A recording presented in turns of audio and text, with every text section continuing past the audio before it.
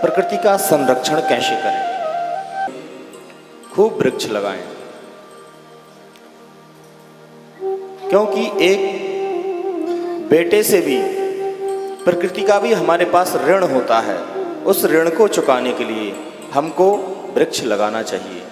कुछ हम सब मानव के ऊपर ऋण है, ऋषि ऋण, पितृ ऋण, मात पितृ ऋण, गुरु ऋण, देव ऋण। सभी ऋणों से मुक्ति के लिए अलग अलग उपाय बताए हैं। माता पिता के ऋण से हम ऋण होने के लिए उनको श्राद्ध तर्पण आदि करते हैं। गुरु ऋण से ऋण होने के लिए हम साधना पाठ पूजा करते हैं। देवताओं के ऋण के लिए भी हम साधना, सत्संग, धार्मिक आयोजन करते हैं। इसी तरह जो पृथ्वी का ऋण है उसको चुकाने के लिए हमको इस पृथ्वी का भी विशेष ध्यान रखना चाहिए और वृक्ष लगाना चाहिए खूब। क्योंकि भैया इस पृथ्वी पर जो वृक्ष हैं वो सदैव रहने वाले हैं, और जब हम उन वृक्षों को, उन पहाड़ों को, उन नदियों को नष्ट कर देंगे तो सबसे पहले हमारे जीवन में ही संकट आएगा।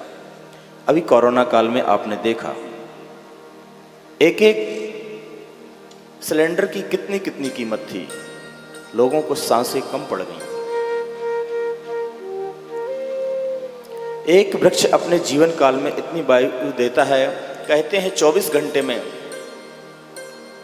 लगभग 2100 रुपए की हम वायु वृक्षों से ले लेते हैं। एक सिलेंडर की कीमत होती है 700 रुपये नॉर्मल, और अगर डॉक्टर ब्लैक में बेचे तो अनलिमिटेड है। तो 24 घंटे में हम सबको 3 सिलेंडर की आवश्यकता होती है। तो 2100 रुपये की लगभग हम 24 घंटे में वृक्षों से सांस प्राप्त करते हैं। अब हम सबका जीवन मान लो 60 वर्ष की आयु भी है, तो कितनी हम लोग वृक्षों से प्रतिदिन 2100 रुपये की लगाइए आप, 60 वर्ष तक कितनी हो गई। और अगर परिवार में 5 सदस्य हैं तो फिर 5 सदस्यों की लगाइए आप, कितनी हो जाएगी। लगभग 5 करोड़ रुपए की वायु हमको मुफ्त वृक्ष अपनी जीवन काल में देते हैं। तो इसलिए हम सबका फर्ज बनता है वृक्ष लगाने का, प्रकृति को हरा भरा रखने का।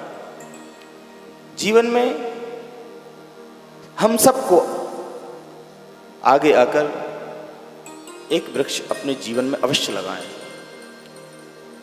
वैसे सबको 7 वृक्ष लगाना चाहिए, 7 नहीं लगा सकते तो 1 तो अवश्य लगाएं। ऐसा वृक्ष लगाएं जो कम से कम, अब ये नहीं कि पौधे लगा दिए जो 2 साल में ही खराब हो जाते हैं। वृक्ष का मतलब होता है पीपल का वृक्ष लगाएं, बरगद का वृक्ष लगाएं, अशोक का लगाएं, आम का लगाएं, जो आने वाली पीढ़ियां भी उनका लाभ ले सकें। तो यही गोवर्धन नाथ की पूजा करा करके गोविंद ने हमको संदेश दिया है।